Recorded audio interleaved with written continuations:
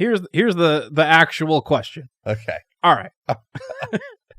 Give it to me. So take like porn. Okay. All right. Yep.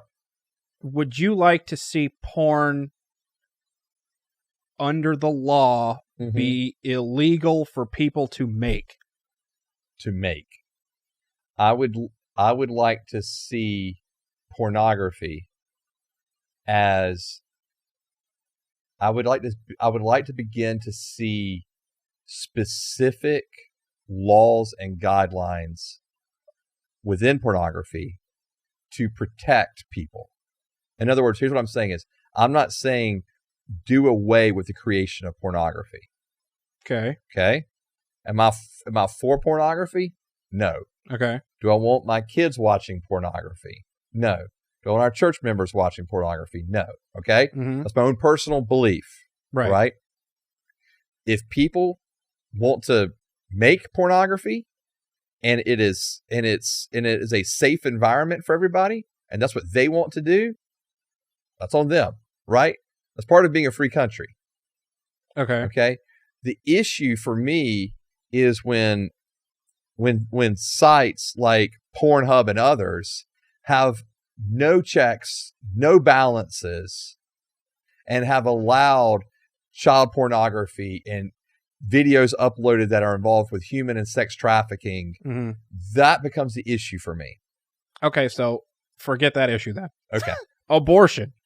This is a more cut and dry one. You would like to see abortion outlawed in the entire country, right? Correct. Okay, so you are going to vote for people that would want that outlawed. Sure. Okay. My question is, instead of Christians trying to get elected in government and having Christians vote for people in government who say, hey, we're going to outlaw abortion across the entire country. Could you not just go throughout the entire country and turn everyone into Christians who don't believe in abortion and therefore no market for abortion, no need to use the government? Gotcha. That's my real question. Okay. About this whole separation of church and state thing. Okay. Because my question is, what do Christians do? Do they put effort into government? And is that the right way to do it? Because you just said that you wouldn't want the state demanding religion on people. Sure. People view no abortions as a purely religious cram down if that ever became law. Right. So, but I'll stop you there. I think there's a misnomer in the whole presupposition of what you're saying. Okay. The misnomer is that abortion is only, or that anti-abortion is only advocated by religious groups. And that's simply not the case. I understand that. I'm just trying to figure out an example to ask the real question, I guess. Okay. But the real question is, should Christians put any effort into government instead of just going and being Christians, being Christians and trying to make other people Christians to eliminate said thing? I gotcha. No, I see what you're saying. I don't think it has to be an either or. Okay. I think it can be a both and. Okay. I do think that the reason I'm asking this is because that's the separation of church and state thing that people think happens now. Okay. Like me voting for people to cram my religious stuff down. Right. I understand that it's not only religious people that think that, but that's where people think the separation of church and state is not happening. Gotcha. So in order for those people not to think that there is no, you know what I'm saying? No separation of church and state, just go make them all Christians and then we're fine. Okay. No, and so I understand what you're saying. Yeah. So, and that's what like I'm saying. You as a Christian get, you don't have to do anything in government and you get exactly what you want because everyone thinks the same as you. Yeah, but I don't, so I see what you're saying. But I think within the context of the freedom of religion is the fact that we understand that not everyone in our country is going to be a Christian. But isn't that your mandate as a Christian to go make everyone in your country a Christian? No. What? Isn't that... Okay. Go forth and preach the gospel, right? Right. My mandate is to go and preach the gospel. Okay. My mandate is to go and make disciples, which involves proclamation and teaching. But I also understand that not everyone is going to become that. Okay. Not everyone's going to become a Christian. Not everyone's going to become a follower of Christ. Yes, my role is to share the gospel, and my role is to give everyone an opportunity to hear the gospel and to allow people to make a decision themselves if they want to follow Jesus or not. Mm-hmm. But which I would also say is not just their own decision, but is also based on a revelation that Jesus actually is the Messiah, that he actually is who he claims to be. And so there's a revelation of that, but that's not my job to create that revelation within them. It's not my job to, force the Holy Spirit to draw them to the Father. Like, that's not my role. My role is to proclaim the gospel, share the gospel, and then create the environments where when people say yes to following Jesus, that they can actually be discipled. Okay. And learn what it looks like to follow Jesus. So the mandate for us to love God and to love others and to go and make disciples, that's the heart of who we are as Christians. So yes, we want to go and we want to share the gospel. Yes, we want to see those that say yes to following Jesus have the opportunity to be discipled. So absolutely yes to all of those things. And at the same time, it's completely fine for someone who is a Christian or someone who is a Muslim or someone who is a Hindu to desire to see what they believe to be important for them morally to happen to be protected by the government. Okay. And so, so there's the idea of protection and there's the idea of serving. Like, so for example, yes, abortion is a major issue for Christians. Okay. A voting issue for Christians. Right. As it should be, because it involves lives. And I know that's hard sometimes for other people to believe that it's not just a quote unquote religious issue. The reason it's such an important issue is because it involves human life. So my belief as a Christian is that life begins at conception, not at birth. Mm-hmm. And so because I believe that life begins at conception, therefore I'm going to champion for that life. Okay. Now, again, you can disagree with me on that, right? But you could also understand why that's such a big deal, important issue for me. And at the same time, I also am very concerned about the fact that our government is getting so large that I want smaller government. Mm-hmm. Like, I would rather states have way more power. Everything's become so nationalized. Okay. And so I would prefer for the states to have more power, for national government to actually become a little smaller in its functionality. That's an important thing for me. Caring for the least of these is important in the sense of I want to see the poor cared for, the oppressed cared for, and I don't believe either party does that very well, personally. Mm-hmm.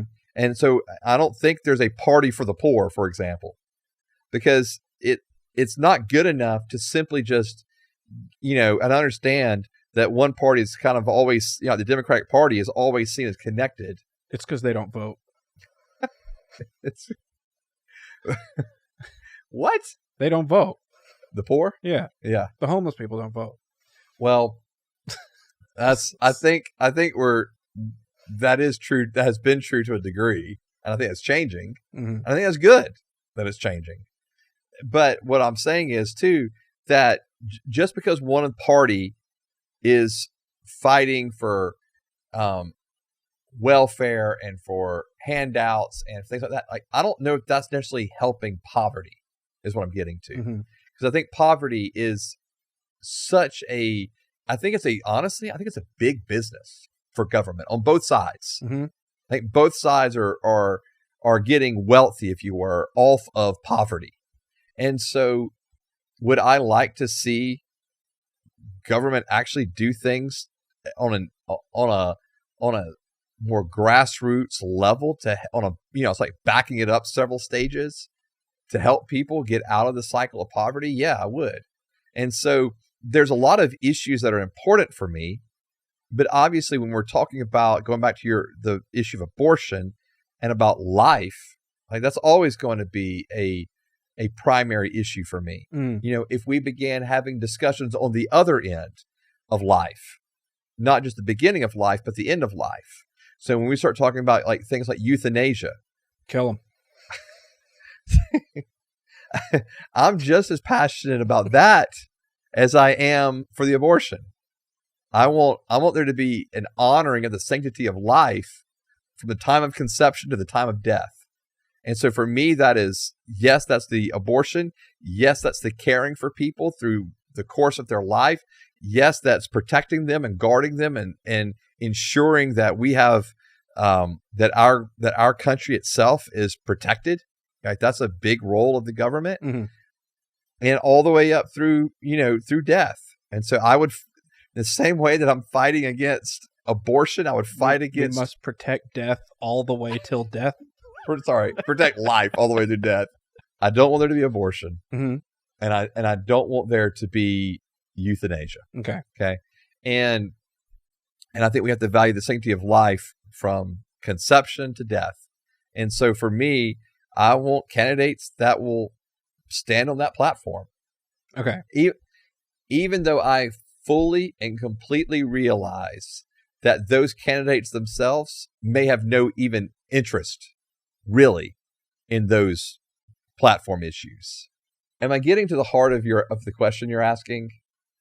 My question really is, which I guess you answered, and so I will try to sum it up, I guess.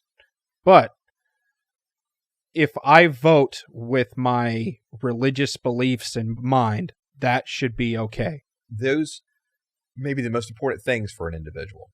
And that because people don't like it when Christians do that. I understand. People think that's what you said, the freedom from religion. Yeah. And that their country should not be influenced by your religious vote. Right. Right? Sure. But at the same time, so I'm voting what I believe in, right? Mm-hmm. Everyone else is doing the same exact thing. Right. Just because mine is under the umbrella of religion should not make it any worse than or any different at all than being under an umbrella of just, this is my philosophy of life. Okay. Because we all have beliefs. Yeah. We all have a worldview that we're functioning by. And so I really believe that's what I'm saying. Like, I'm not asking for those that don't have a Judeo-Christian worldview to vote according to that, right? Like, they're going to vote according to how they want to vote. And I want to respect the freedom that they have to vote according to their whatever is driving their beliefs. Mm-hmm. And in the same way, I would want that respect to be reciprocated, where, okay, so for me as an evangelical Christian, I'm going to vote according to my beliefs. And so I really, and at this point, I even hate to use the word evangelical Christian because of how much baggage is with evangelical. So let me just say this: as a Christian who holds to biblical orthodoxy, I would want people to be able to respect that for me and for others that vote similarly.